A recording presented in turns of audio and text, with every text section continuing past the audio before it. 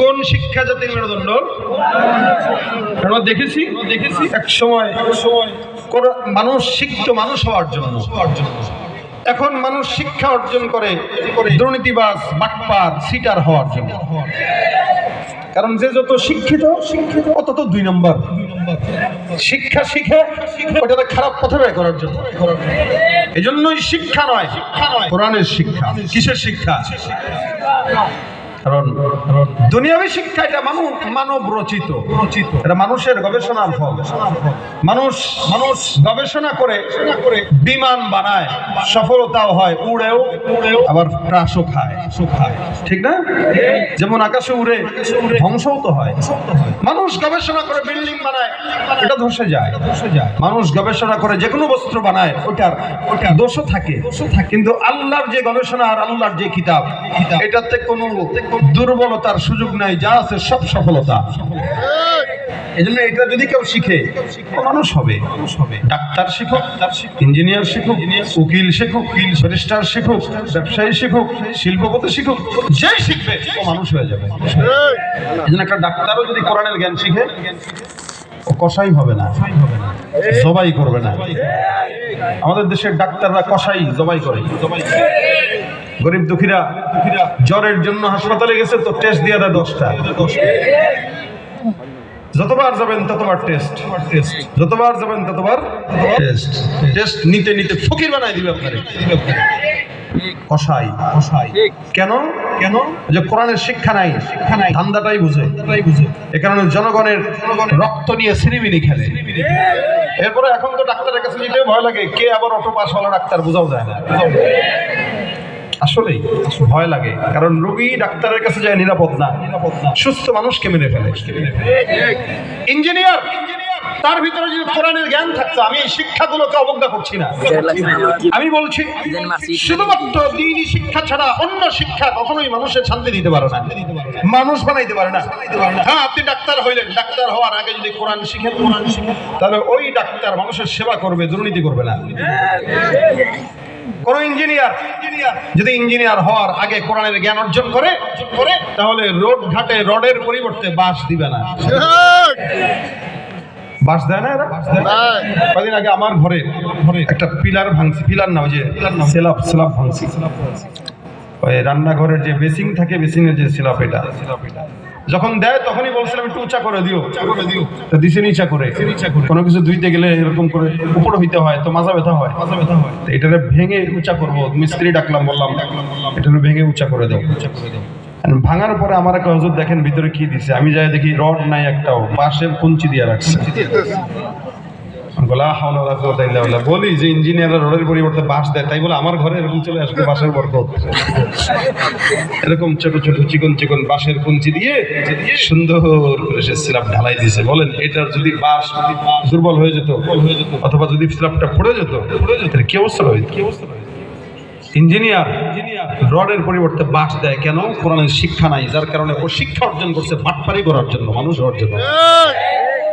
ঠিক তেমনই ভাবে বিচারপতি আজকে সমাজে ধর্ষক ছাড়া পেয়ে যায়, খুনি পালায় ভারত চলে যায়, খুনের বিচার হয় না, ধর্ষিতদের বিচার হয় না, এদেশে চোর বাটপাররা ছাড়া পায়, আর নিরপরাধীরা জেলখানায় বসে থাকে।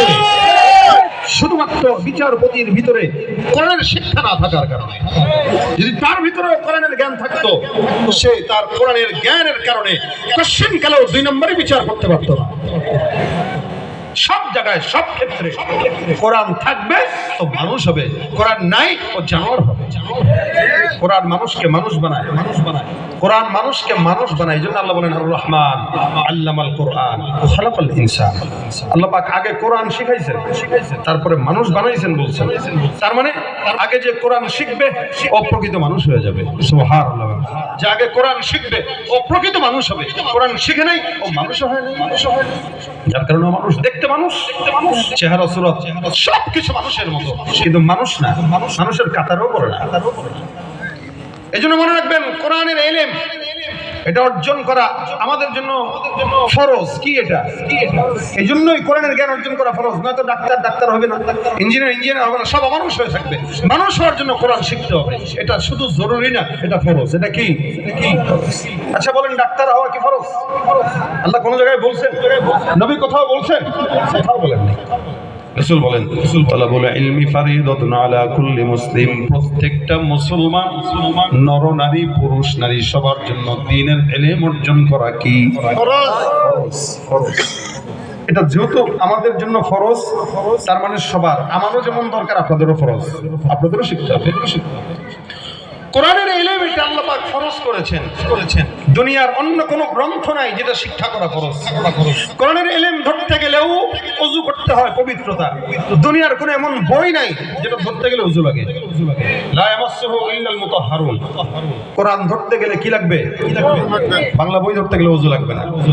কোরআন পড়বেন, বুঝে পড়েন না বুঝে পড়েন, প্রত্যেকটা অক্ষরে নেকি কয়টা? 10টা। বাংলা বই পড়লে নেকি হবে না, ইংরেজি পড়লে নেকি হবে না। কারণ ওগুলা মানব রচিত, আর এটা আল্লাহ রচিত। সুবহানাল্লাহ।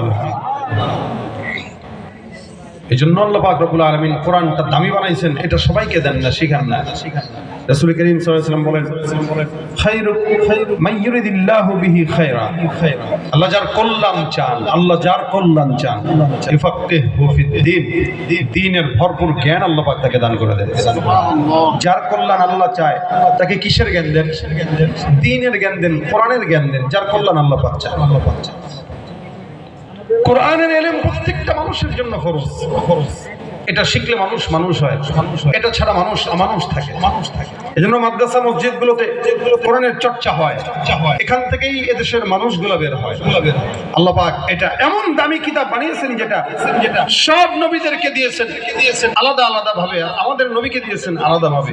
এটা আল্লাহ সিনায় বসায় দিয়েছেন। কোরআনটা বসা হলো সিনায়, আর দুনিয়াবি জ্ঞান বসা হলো মেধায়। মানুষ ইংরেজি শিখে মেধা দিয়ে শিখে, কয় মেধা আছে তো, তাহলে পারবে, ডাক্তার হয়। মেধা আছে, ডাক্তার হয়। মেধা আছে, ইঞ্জিনিয়ার হয়। মেধা আছে, অমুক হয়, তমুক হয়, অনেক কিছু হয়। কিন্তু মেধা আছে, হাফেজ হইতে পারে না। কারণ মেধা দিয়ে হাফেজ হওয়া যায় না। মেধা দিয়ে ডাক্তার হওয়া যায়, মেধা দিয়ে দুনিয়ার বুদ্ধিজীবী হওয়া যায়, কিন্তু মেধা দিয়ে কোরআনের জ্ঞান অর্জন করা যায় না। আল্লাহর দয়া লাগে আর পবিত্রতা লাগে। এই জন্য সিনা এটা পবিত্র জায়গা। এই সিনার ভিতরে আল্লাহ পাক কোরআনকে বসায় দেন। জায়গাও পবিত্র, যেটা যায় ওটাও পবিত্র। জায়গা পবিত্র, যেটা যায় ওটাও পবিত্র। আল্লাহ পাক রাসূলের সিনায় কোরআন ঢুকাইছেন। এই কারণে আল্লাহ পাক বলেন, নাযালা বিহির রূহুল আমিন। আমার আল্লাহ পাক বলেন, কোরআনটাকে আমি নাজিল করলাম জিবরিল আমিনের মাধ্যমে। কোরআনকে আমি নাজিল করলাম জিবরিল আমিনের মাধ্যমে।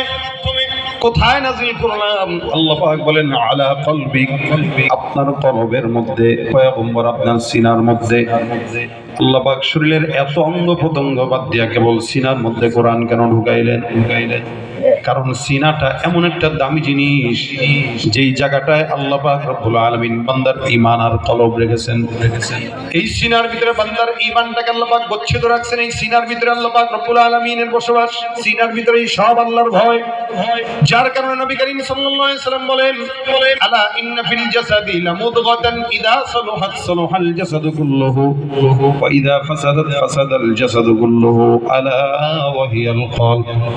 এ মুসলমান, বান্দার এমন একটা অঙ্গ আছে যে অঙ্গটা ভালো হলে গোটা দুনিয়া ভালো হয়, গোটা শরীর ভালো হয়। আর ওই অঙ্গটা খারাপ হইলে ওই বান্দার সব খারাপ হয়।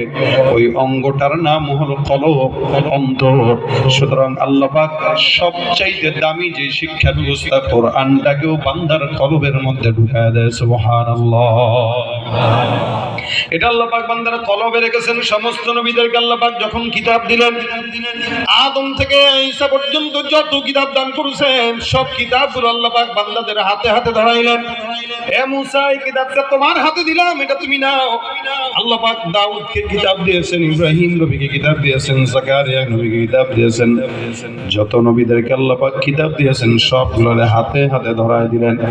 কিন্তু আল্লাহ পাক রব্বুল আলামিন আপনাকে আমাকে যেই কোরআনটা দান করেছেন আল্লাহ পাক বলেন এটা আমি আমার পয়গম্বর মুহাম্মদুর রাসূলুল্লাহ সাল্লাল্লাহু আলাইহি ওয়াসাল্লামকে একবারে হাতে ধরাই দেই নাই, একটা একটা আয়াত করে আমি আল্লাহ আমার পয়গম্বরের সিনায় কোরআন ঢুকায় দিলাম। সুবহানাল্লাহ।